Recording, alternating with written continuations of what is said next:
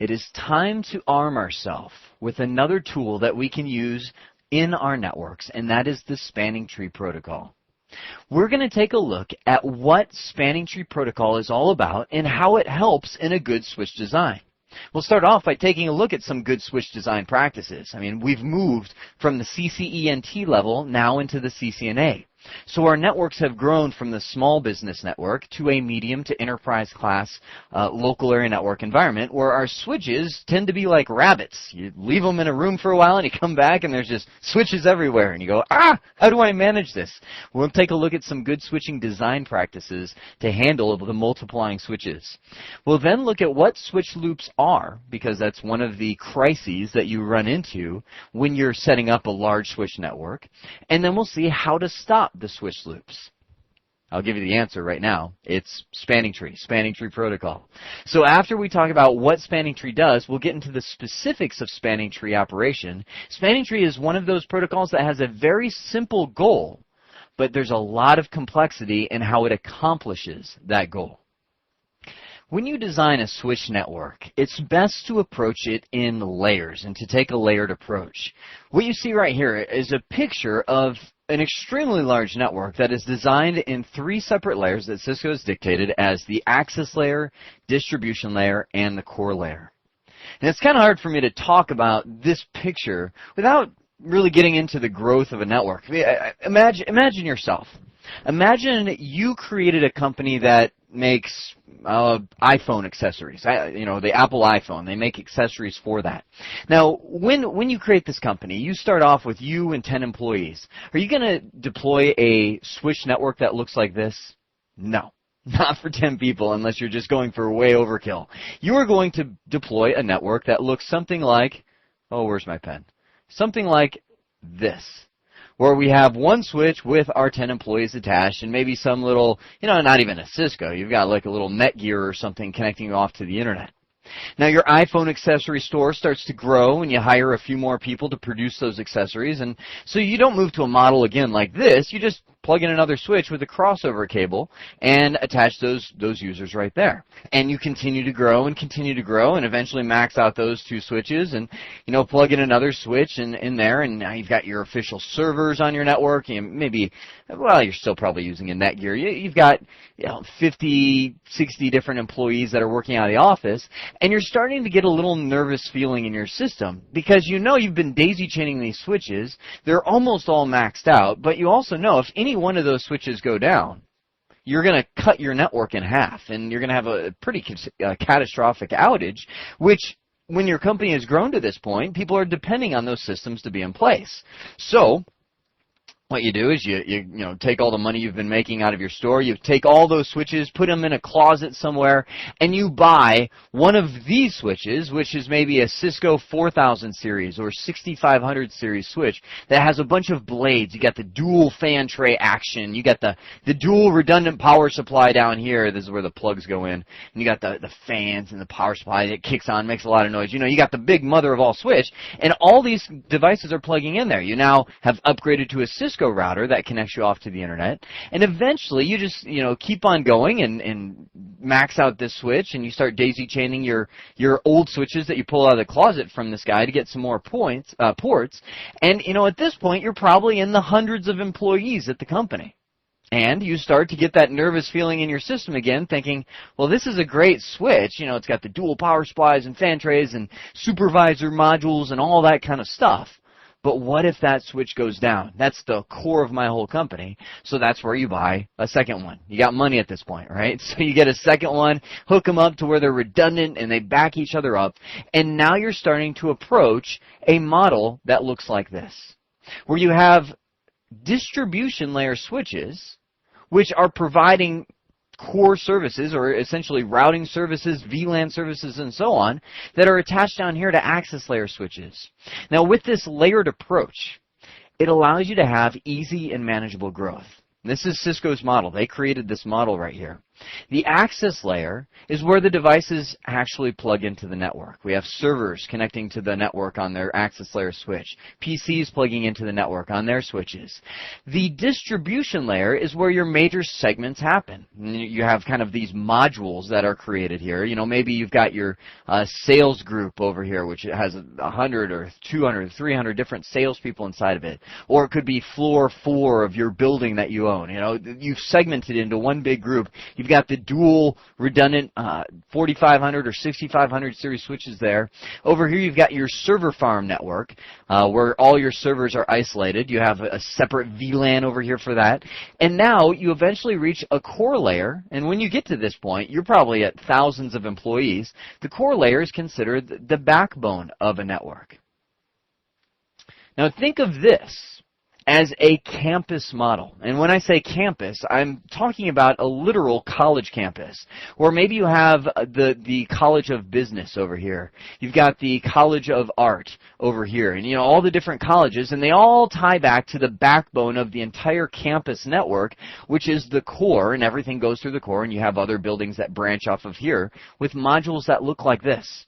So that's the idea of designing a network in a layered approach, is designing it with modules. And you see down here a new term, Ether channel, can provide for more bandwidth on key links. What Ether channel is where you can do something like this. You see these 3 lines going between these? Maybe you've got so much traffic passing through the backbone that just one 100 megabit per second or 1000 megabit per second port isn't enough. What Ether channel can do is it can actually take between 2 and 8 ports. You can go up to 8 and bundle them together into a single pipe. So you could have your 2 switches right here. And if these were 2 100 megabit per second ports, Ether channel allows you to tie them together and get 200 megabits per second of throughput. So that way you can have, add a bunch of links in there and channel them all to get super high bandwidth links between your switches.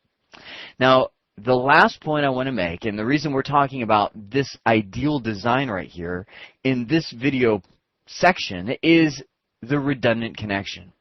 The redundant connections eliminate a single point of failure. So when I have my access layer switch, notice I always have a crossover cable going to both distribution layer switches. The distribution layer switches always has a cable going to both core layer switches, so that if any one device fails in the network, we have a backup path that can get us around that failure. So redundancy is good. We've determined that. But unless you design it the right way, redundancy can be very bad. To understand why that redundancy is very bad or can be bad, you have to understand how the switches are going to treat those redundant links. By default, a switch will send broadcast packets out all ports. That's how they're designed. So when this computer sends a broadcast packet into the network, the switch says, oh, I don't know where that goes. I'll send it out every single port except the one I received it on. So out those 2 ports it goes. This switch receives it and sends it out to this computer because that's the port. And then as it receives it on this port, it loops it right back to that one. And as it receives it on this port, it loops it right back to that one. Again, the switch receives it on both those ports and sends it back out to this PC and then loops right back around. This will keep happening eternally, meaning this broadcast will cycle the network, blowing up all the devices on the network until you shut down the whole network, meaning turning everything off. A lot of you might be thinking, well, wait a sec, I've heard inside of a packet is this field called the TTL. That's the time to live, how long a packet survives. But the TTL is a layer 3 field, meaning it's up at the network layer. Only a router can subtract time from the time to live. Now looking at that picture right there, do you see any routers? Nope. So what's going to happen is that packet's going to cycle the network round and round and round and round, destroying everything that's out there. So while the redundant connections are necessary in business networks, we have to have a system to manage them so they're not all active at the same time. Because if they were, we'd have that broadcast problem.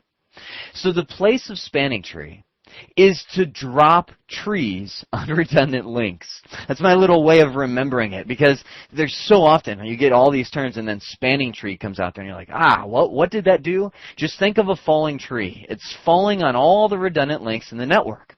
What spanning tree does is find all the best links in your organization. For example, it looked at that link, and for some reason or another, we'll talk about those reasons in a moment, it said that link is better than that link, so I want that one to be active. So the tree falls on this redundant link, and it goes inactive to where it's not in use. So this one's forwarding along, life is good, until, maybe the cable goes bad, or the port gets shut down, or something like that. Spanning tree is always watching the network, and if something occurs, it's going to take that tree and lift it right back up. It's going to say, okay, life is good, let's go ahead and unblock our redundant connection and allow traffic to forward here until we see our main link, which is better for some reason. Our main link come back online, then we can go ahead and drop the tree on our redundant link again to make it inactive.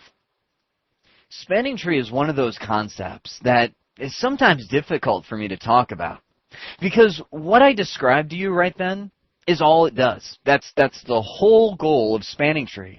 But go to Google and type in spanning tree protocol and just see how many pages and pages and books of information are out there on spanning tree.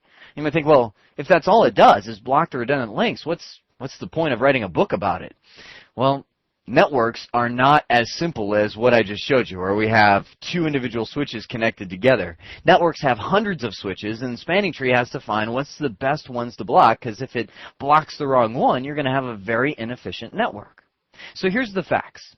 The original spanning tree protocol, its official standard, is 802.1d. That's the technical name for it, was created to prevent loops. The switches will send probes into the network called BPDUs, or Bridge Protocol Data Units, to discover loops. So what's going to happen, and again, take our little topology there of our two switches.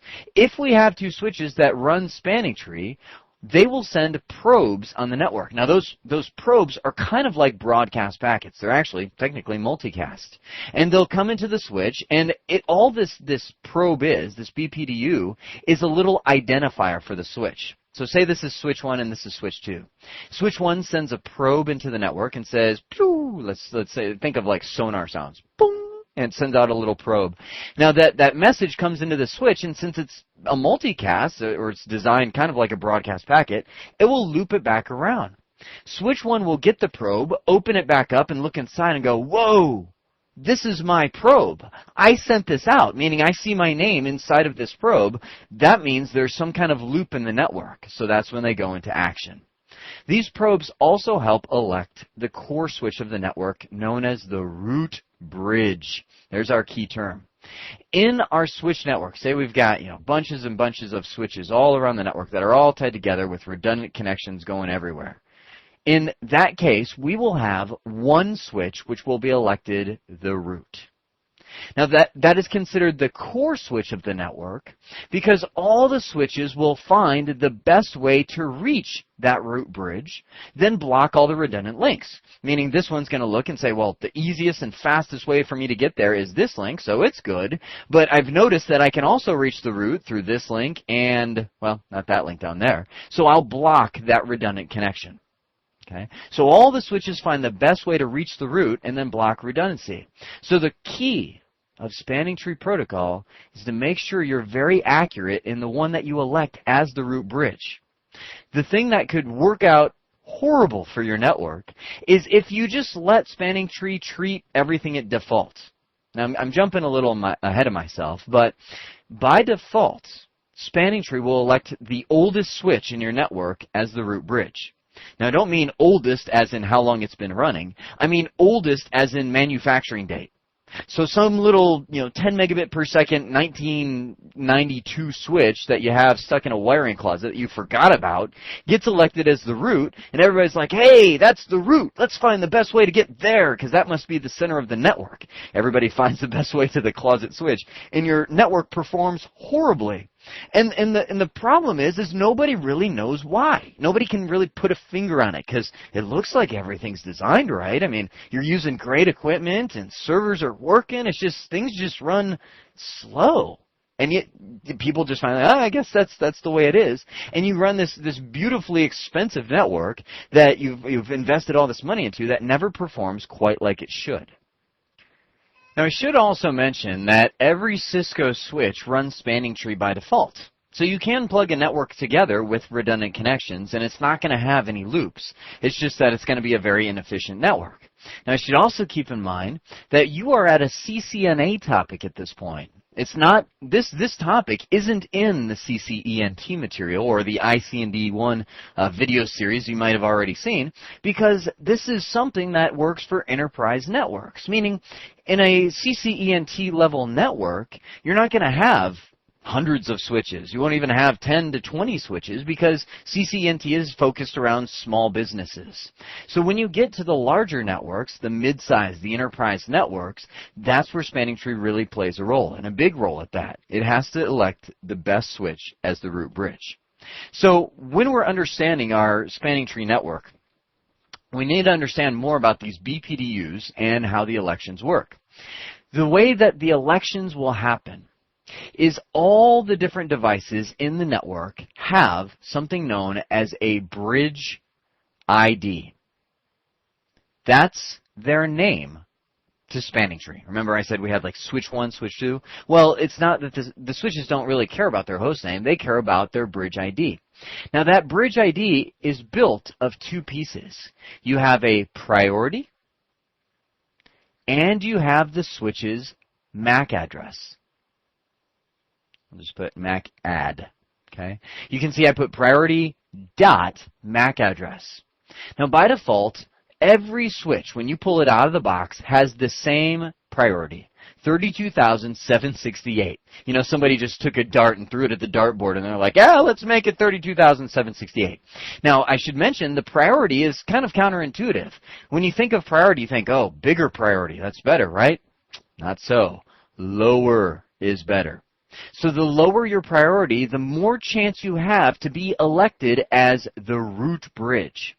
Now, since all the priorities are tied when you pull these switches out of the box, it has to resort to the MAC address to break the tie. Now we're getting to the reason why the oldest switch in the network becomes the root bridge. When the manufacturers manufacture switches, they will start with the MAC address that's lowest in their range. Meaning, you know, say you're Cisco. You'll go to the powers that be and acquire a MAC address range that you can use for all your devices. You'll start manufacturing devices and start from the lowest MAC address and just keep increasing the MAC addresses of your devices as it goes.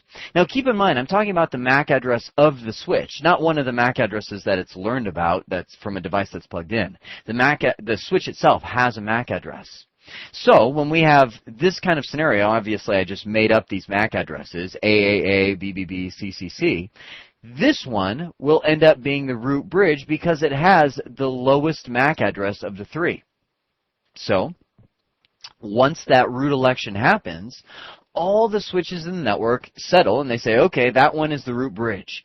Now let's find the best way to get to that root bridge. Now you notice right in the middle of the picture right here, I have a link cost equals 19. There's a table. I'm going to bring up that table in just a few that shows all the different speeds of links that you have, like 1,000 megs per second, 100 megs per second, 10 megs per second, you know, and down and down and out it goes. Now, if you have a 10 meg per second link, the cost to Spanning Tree is actually 100. 100 megabit per second link is 19. And I'll show you the chart later on. But that's how it determines the best way around the network is based on the link cost. So it says, okay, if this is 100 meg link, it's 19, 19, 19. We'll just say it's all 100 meg link everywhere. All the switches in the network try and find the best way to get to the root. This one looks and it says, well, I see a cost of 19 to get that way, a cost of 19 plus 19 that way. So my root port, I'll just put RP on there, is going to be right here because that is the most efficient way to reach the root bridge. This one does the same and elects this one as its root port. That's the best way to get there. Now the root bridge, you know, it's the king of the network, and as its reward, it will never block one of its ports. And by the way, a root bridge will never have a root port because those are used to reach the root bridge. Obviously, if it is the root bridge, it doesn't need to reach itself. So down below, you can see the next type of port is a designated port. The designated port is just a forwarding port. I wish they would have chose that name instead of saying designated port. Designated port means there's one port that is forwarding. Now there is one designated port per link. Now this gets kind of confusing. A link is a segment between switches, or I guess you could say a link is just a switch port, or a link between the switches. If I have a PC attached to this switch, this would be a designated port, meaning a port that is forwarding, because it works. You know, another PC over here, that's a designated port. It's plugged into a port that is forwarding. Now when it comes to a link between switches, you will have one forwarding port per link. Now you're kind of looking at this picture, and I guess I should back up a step. Is that picture a demonstration of a redundant topology? Yeah, sure it is. Because if this is switch, we'll just say this is switch 1, switch 2, and switch 3. If switch 1 goes down and dies, well, switch 3 can still reach switch 2 and still has active connections. If switch 2 were to die, switch 1 could still reach switch 3. It's redundant. But remember, a broadcast, if we don't block something, will circle around and around that network everywhere, blowing up all the devices. So when you are talking about these links, we know one of them has to go, and we know now that these are using these paths to reach the root, we know that it's going to be this guy. We know that link is going to die. But before it dies, we have to realize that every link has to have one designated port, meaning one of these must stay forwarding. In this case, it will be this one, DP, designated port. The other side will assume a blocking state, meaning ka-chunk, ka-chunk, switch 3 blocks its port. Now it's kind of obnoxious because if you're sitting on switch 1 doing show commands, it's going to be like, oh yeah, that port is great. It's forwarding. Life is good. And you're going to think to yourself, wow, I thought I understood spanning tree. Why is that forwarding? I thought that link would go down. Well, it is down because if you block one side of the link, the other side can't communicate, so it's disabled, but you have to be on switch 3 to be able to figure that out. Now, I want to answer a question that I think is probably circling around some of your minds. You might be thinking, well, why is that side the designated port and this side get blocked? Why didn't this side get blocked and that one be designated? Well, take a guess. Look, knowing what you know about spanning tree, why do you think that would be so? Remember these. Bridge IDs. The bridge ID is that combination of priority and MAC address. It's not only used to elect the root bridge, whoever has the lowest one in the whole network becomes the root, but it's also used to determine who's going to block the link. Again, lower is better, so since this guy is lower, he's like, I'm not blocking my link. Switch 3, you're lower than me, or higher. So your priority is lower, or wait a sec, I'm going to stop talking. Switch 3 is not as good as switch 2. So it's going to block its link and disable that, effectively taking the whole thing down. Now, if any one of these links ever dies, spanning tree will recognize that, and it will unblock this link to resume the connectivity, even though one of the switches failed in your network. I want to point out that even in a network this small, the switch that becomes the root affects what links get used. So let me just clear off all this chicken scratch. We said this one, and let me get to where I can draw again. We said this one is going to be the root, so these links stay active, and these switches go through this switch to reach each other because this one gets blocked. But if let's say this one over here gets elected to the root, then which link gets blocked? This one. Because these switches will say, these are my root ports, that's the best way to get to the root bridge, and they will go through this switch to reach each other. And now I think you can start to see why it's so critical that you play a role in who becomes the root bridge. Because if this is the oldest switch in your network, and these two switches have to go through that switch to reach each other, then this guy is going to become a bottleneck, because it's not going to have the speed and capacity that some of the newer, bigger switches in the network are going to have. And I think you can already begin pondering how you're able to influence the root election. You know how a root bridge is selected. It's the priority plus the MAC address. Well, you can't change the MAC address. That's set on the switch. It's hard-coded. But you can change the priority. So by dropping that number down and lowering that, you can influence the election. At this point, I think we're getting the feel for spanning tree and what it does and how it does what it does. So here are the official 2 major steps to how spanning tree finds the best path. Step 1. Elect the root. If we had our little 3-switch networks, and by the way, anytime you're learning spanning tree, that's the normal topology that you have. Once you elect the route, then the switches will find the lowest cost path to the route. So they're going to look at the link speeds that they have and say, well, the lowest cost path, if these are all 100 megabits per second, they're all a cost of 19, and they'll all find the best way to the route. Now, just to give you an idea, if we had a low-speed link, let's say this one was a 10 meg link, then it'll be a cost of 100. So this switch will say, well, it's either 100 to go that way or 38 to go that way, so that's the more efficient way. I'm going to block that link.